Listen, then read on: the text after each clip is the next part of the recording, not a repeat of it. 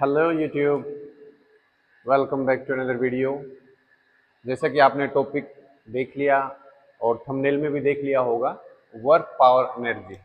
Work power energy क्या होता है, वर्क किसी भी काम को कैसे करा जाता है, क्या उसमें पावर लगती है, क्या एनर्जी लगती है।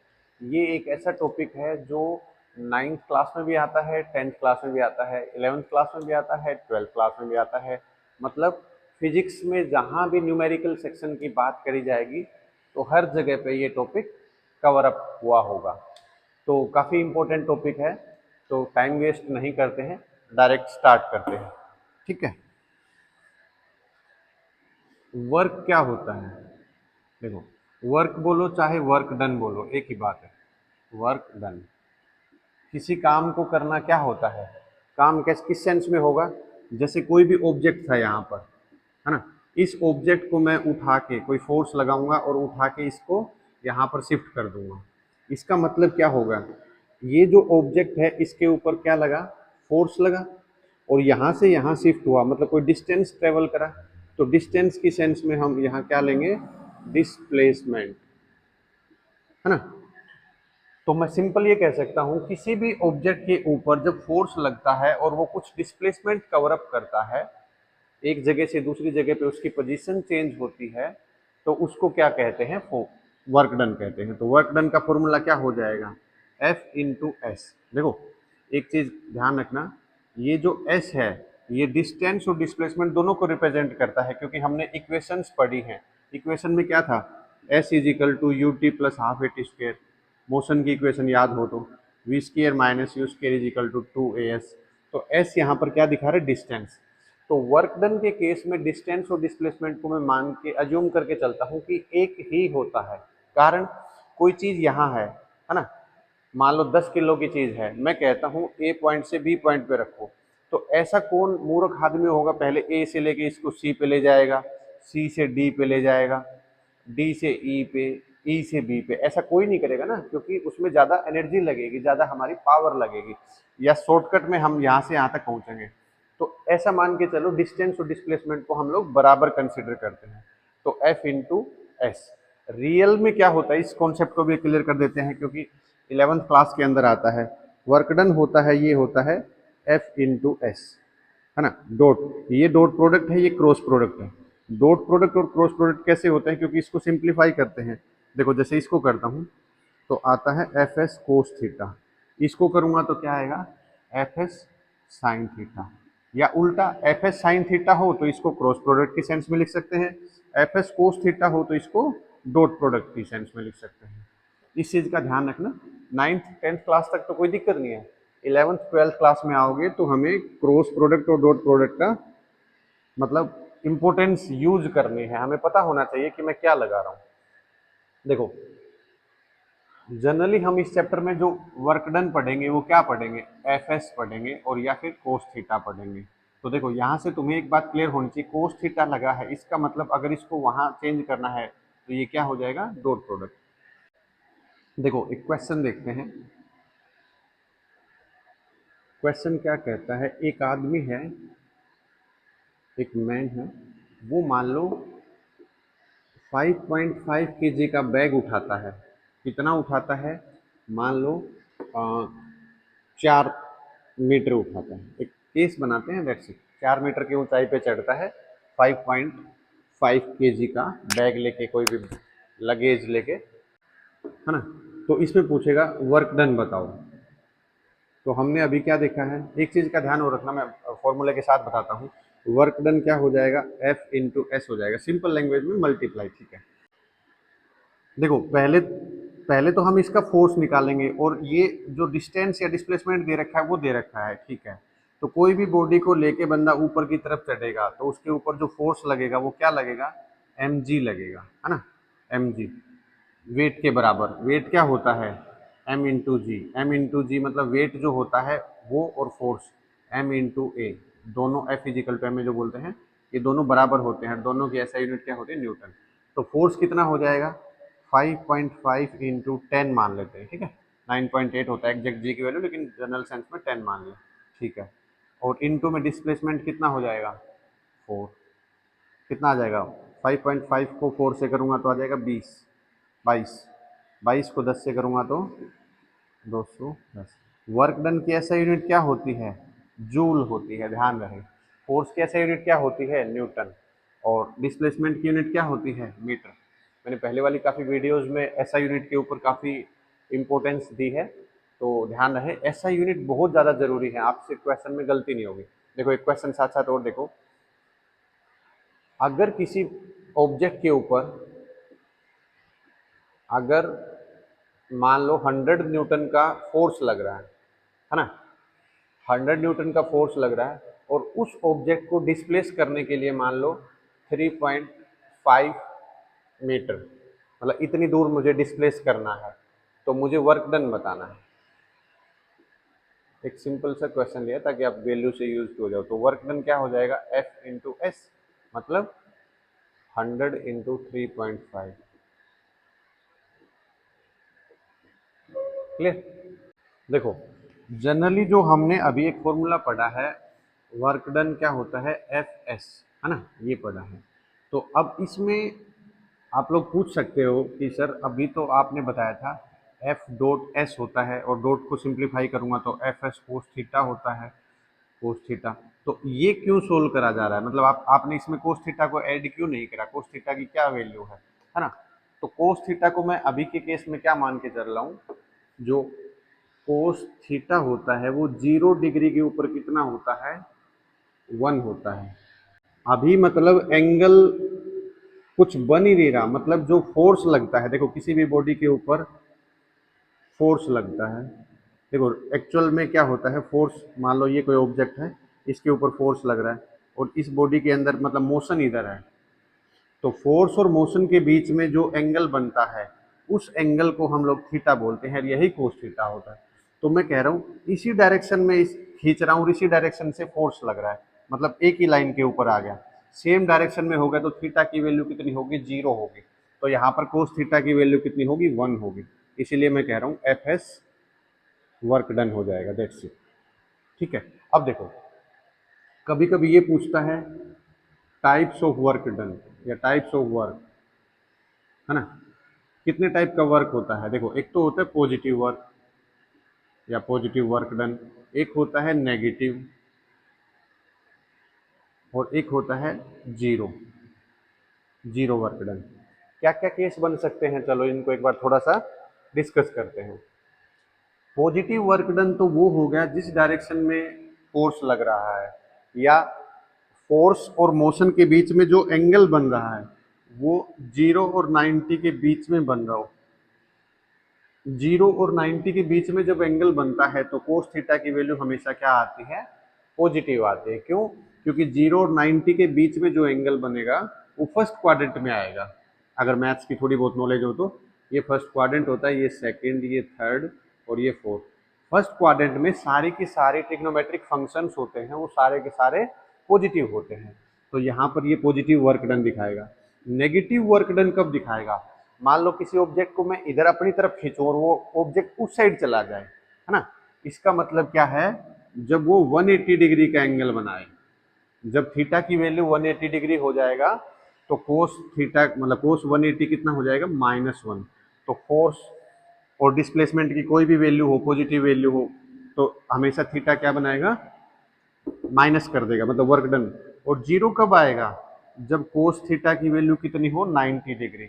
मतलब किसी ऑब्जेक्ट को मान लो मैं ऊपर से, देखो ये मान लो ऑब्जेक्ट है, एग्जांपल लेते हैं, ये कोई ऑब्जेक्ट है, इसको मान लो मैं यहाँ से ऊपर की तरफ दबाऊंगा, यहाँ से ऐसे पुश करा, तो क्या ये ऑब्जेक्ट की डायरेक्शन किधर आएगी? मतलब किसी भी डायरेक्शन के अंदर इस ऑब्जेक्ट की मूवमेंट होगी? नहीं होगी, तो वर्क डन होगा ही नहीं। तो इस केस में क्या हो जाएगा? जीरो। देखो एक एक का एग्जाम्पल देखते हैं। पहला देखो positive work done, positive work, ये एग्जाम्पल काफी इंपॉर्टेंट होते हैं। Positive work done, positive work done का मतलब क्या हुआ? जिस डायरेक्शन के अंदर फोर्स लग रहा है, फोर्स की डायरेक्शन और जो ऑब्जेक्ट है उसके मोशन की डायरेक्शन दोनों सेम हो तो हमारा क्या होता है? Positive work done. दूसरा क्या होता है? Negative work done.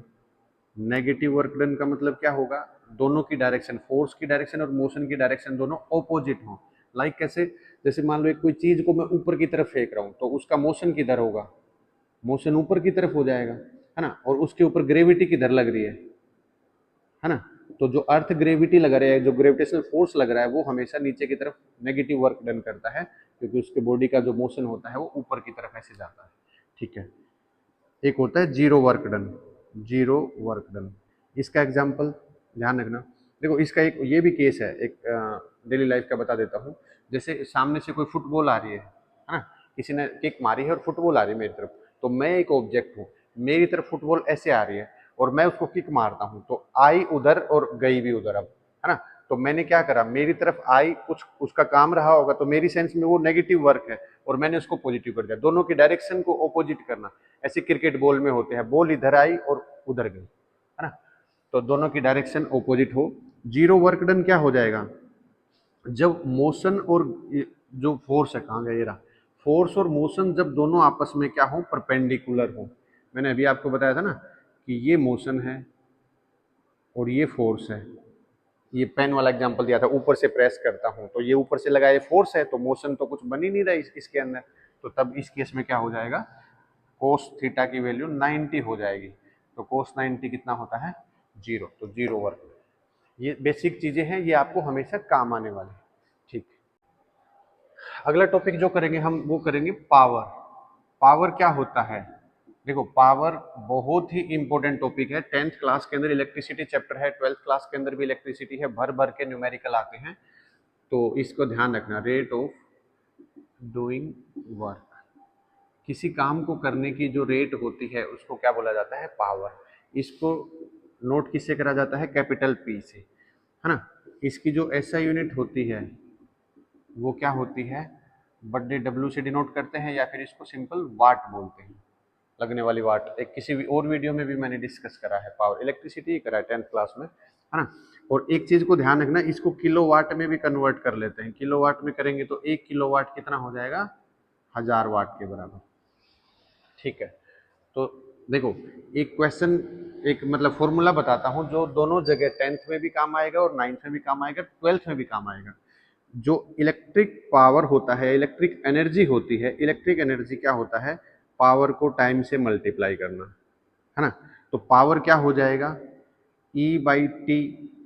पावर हुई कि नहीं हुई, देखो इसकी ऐसा यूनिट भी कैसे निकलती है। अभी मैंने क्या बोला, पावर की यूनिट क्या हुई, वाट, और टाइम की यूनिट यहाँ पर क्या होती है, आवर होती है। तो वाट आवर बोलो, या फिर किलो में हो तो किलो वाट आवर। तो इलेक्ट्रिक एनर्जी की जो एसआई यूनिट होती है वो किलो वाट आवर। अपने घरों के अंदर देखा होगा ना, जो मीटर वगैरह लगते हैं तो बोलते हैं 1 किलोवाट का है, 2 किलोवाट का है। और इसी की जो सिंपल यूनिट होती है, कॉमर्शियल यूनिट, इसको एक यूनिट के रिस्पेक्ट में बोलते हैं, एक यूनिट। तो 1 किलोवाट आवर, मान लो एग्जाम्पल के लिए 10 रुपए की है, तो मान लो 50 हमारी रीडिंग आई, तो जो ये रीडिंग आई उसको यूनिट बोलते हैं। तो इसी के हिसाब से हमारा जो इलेक्ट्रिक बिल होता है वो जनरेट होता है। तो आई होप इलेक्ट्रिसिटी में और जो वर्क पावर एनर्जी वाला चैप्टर है, इसके अंदर पावर और इलेक्ट्रिकल एनर्जी या इलेक्ट्रिक एनर्जी का रिलेशन आप लोगों को क्लियर हो गया होगा। ठीक है। इसके ऊपर एक क्वेश्चन करके देखते हैं, ताकि आप लोगों को, देखो एक चीज और बताता हूं, कभी कभी क्या होता है, जो एनर्जी होती है, एनर्जी की यूनिट को जूल के रेस्पेक्ट में आंसर दे देता है ना, जूल में। तो जूल के नीचे सेकंड लिखूंगा, टाइम मतलब सेकंड में लिखूंगा, तो वो भी वाट होती है। इस चीज को थोड़ा सा ध्यान रखना। अगर अब ये क्वेश्चन सबसे ज्यादा रिपीटेड आता है, डिफाइन 1 वोट।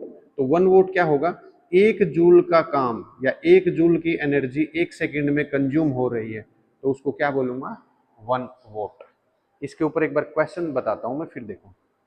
एक इलेक्ट्रिक बल्ब है जिसके ऊपर ऐसा लिखा है ना।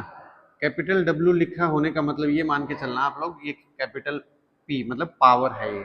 अगर ये 6 आवर पर डे चलता है, 6 आवर पर डे, तो इसकी इलेक्ट्रिकल एनर्जी कितनी कंज्यूम होगी ये आपको बताना है। ठीक है। देखो, तो मैंने फॉर्मूला बताया था, इलेक्ट्रिकल एनर्जी क्या होती है, पावर को टाइम से मल्टीप्लाई करेंगे। ठीक है।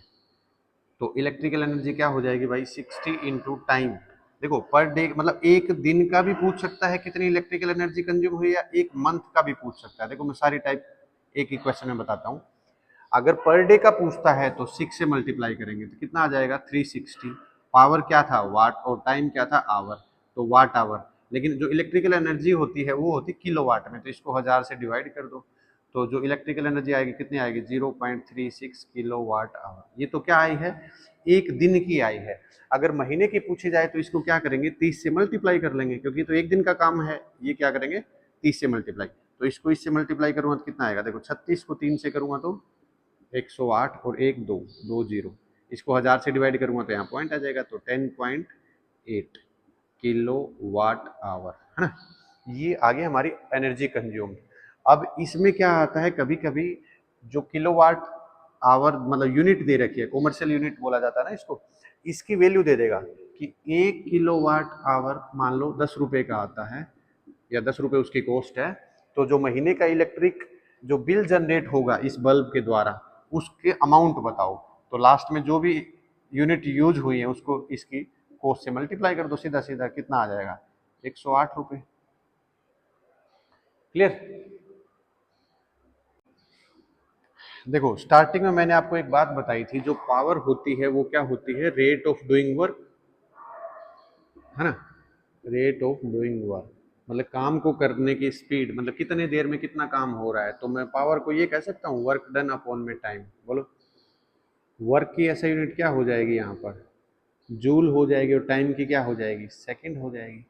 तो कितनी देर में कितना काम हो रहा है उसको पावर कहते हैं। तो वर्क को क्या और दूसरी सेंस में क्या लिख सकते हैं, वर्क का फॉर्मूला ये भी हो सकता है ना, W is equal to mgh, और अपॉन में टाइम का मतलब क्या हो जाएगा सेकंड। देखो एक न्यूमेरिकल देखते हैं फिर शायद चीजें क्लियर हो।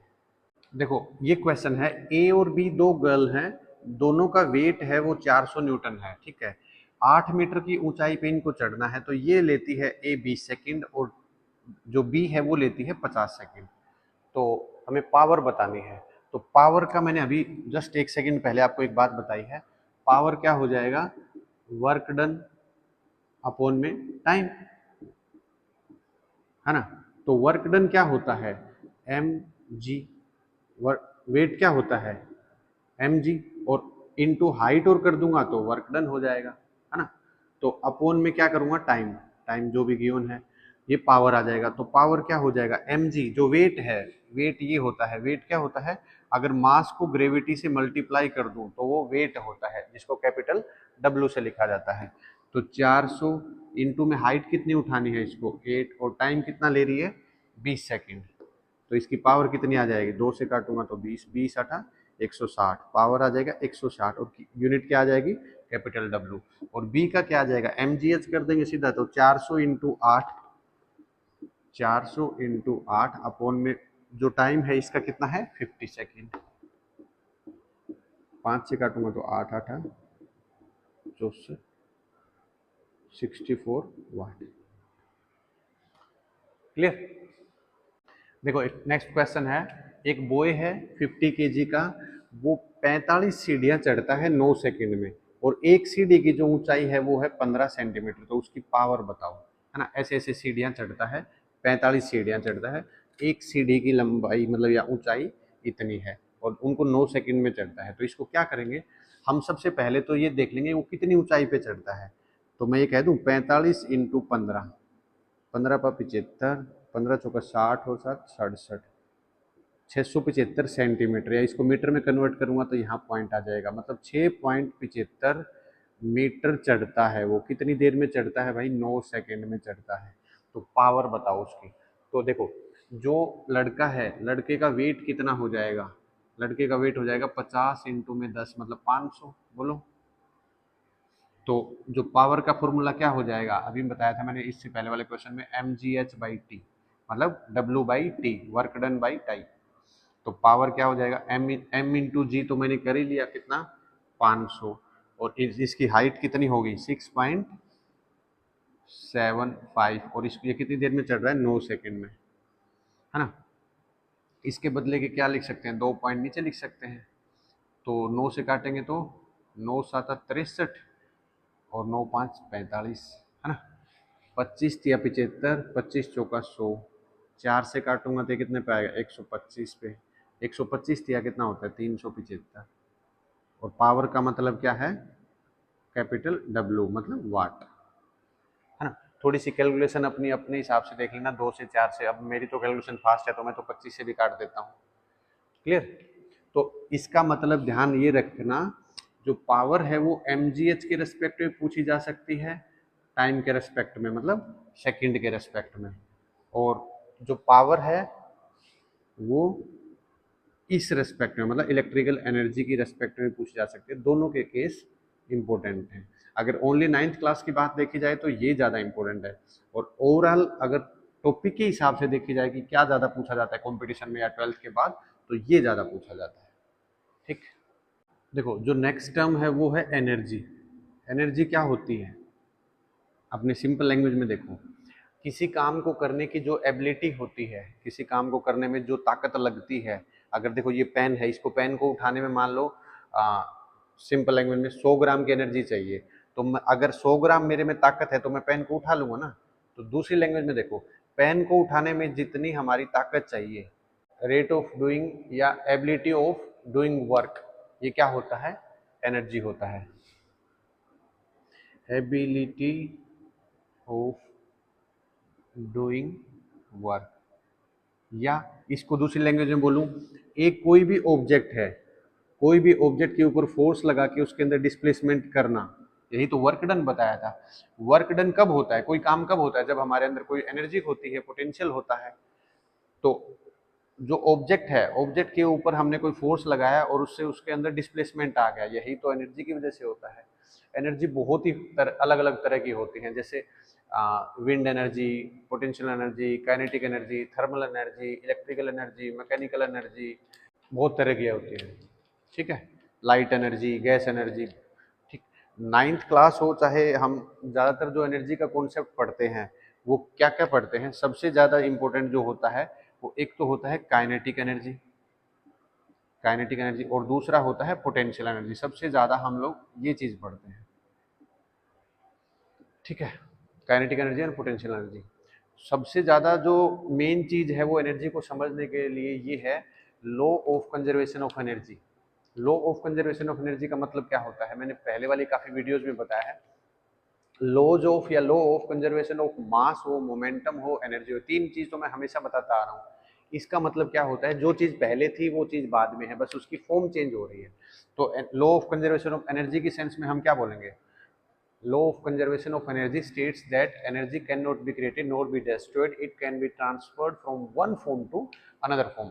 जैसे मान लो पंखा चला, देखो बिजली आई, बिजली से पंखा चला, पंखा चला तो मतलब इसने इलेक्ट्रिकल एनर्जी को कंज्यूम करा, और इसके बाद ये मैकेनिकल वर्क कर रहा है, रोटेशन एनर्जी प्रोड्यूस हो रही है इसके अंदर, है ना।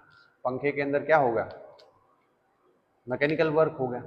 जैसे गाड़ी है, गाड़ी के अंदर फ्यूल डालते हैं, फ्यूल डालते हैं तो मतलब पेट्रोल भी तो एक काइंड ऑफ फ्यूल एनर्जी है ना। उससे क्या होगा, गाड़ी के अंदर मोशन प्रोड्यूस होगा। मोशन जब भी प्रोड्यूस होता है उसको काइनेटिक एनर्जी बोलते हैं। ध्यान रहे, जब भी कभी किसी भी ऑब्जेक्ट के अंदर मोशन प्रोड्यूस हो जाएगा, या ऐसे बोलो मोशन की वजह से जो चीज में या जिस भी ऑब्जेक्ट के अंदर कुछ चेंज हो रहा है, उससे हम ये कह सकते हैं उसके अंदर काइनेटिक एनर्जी है।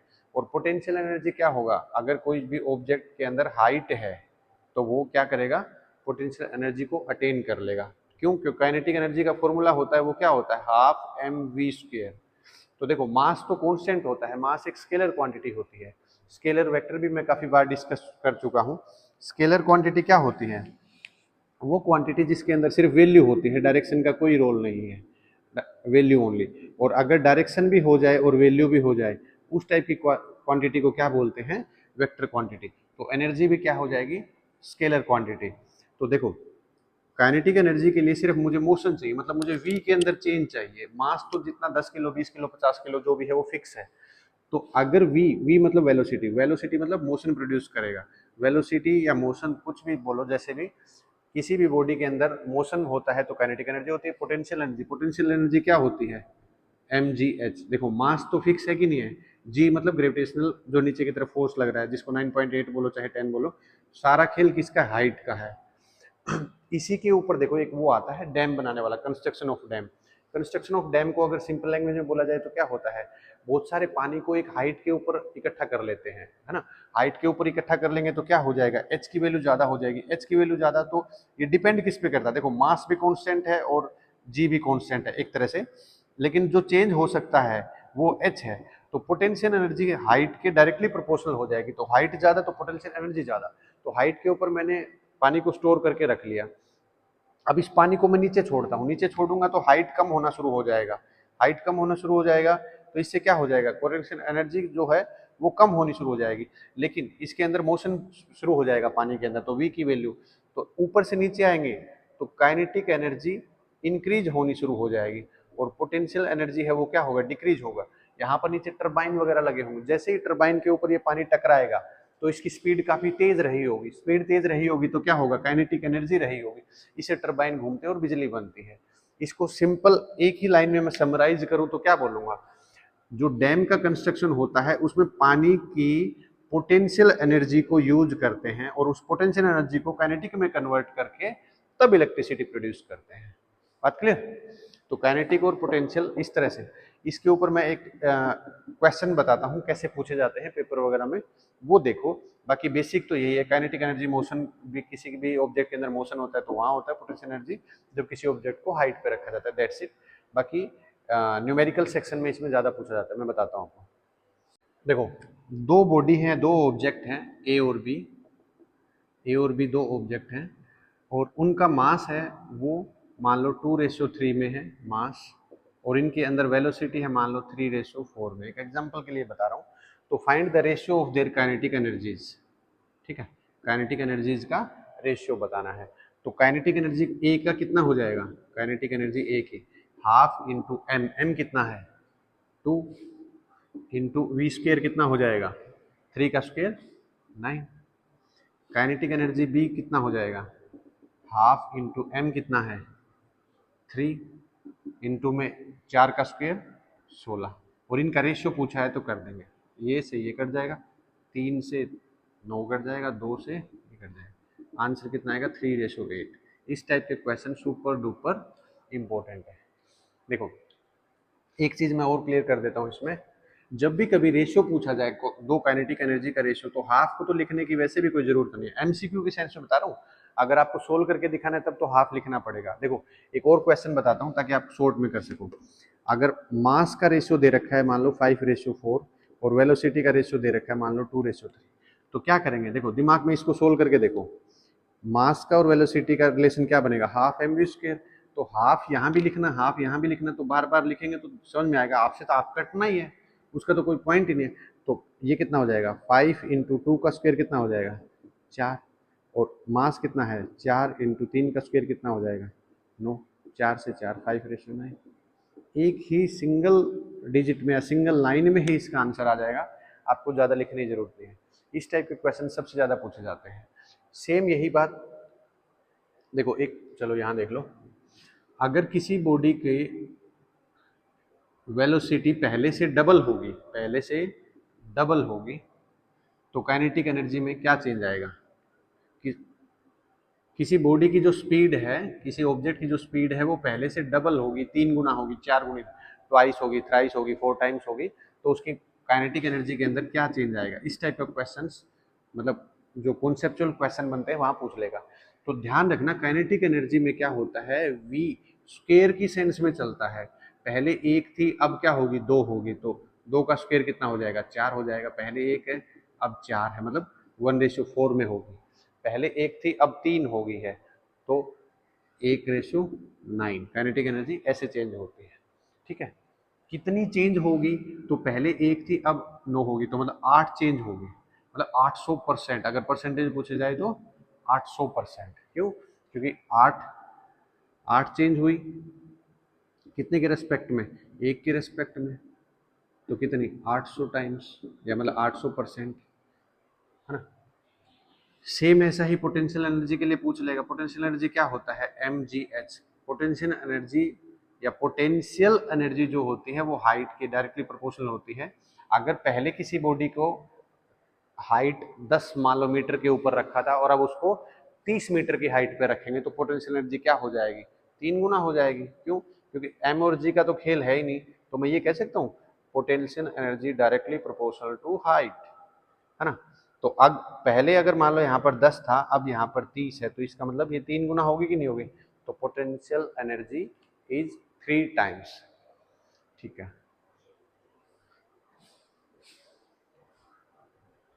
देखो law of conservation of energy का जो कॉन्सेप्ट है वो पोटेंशियल एनर्जी और काइनेटिक एनर्जी के रेस्पेक्ट में पूछा जा सकता है। किसमें पूछा जाता है?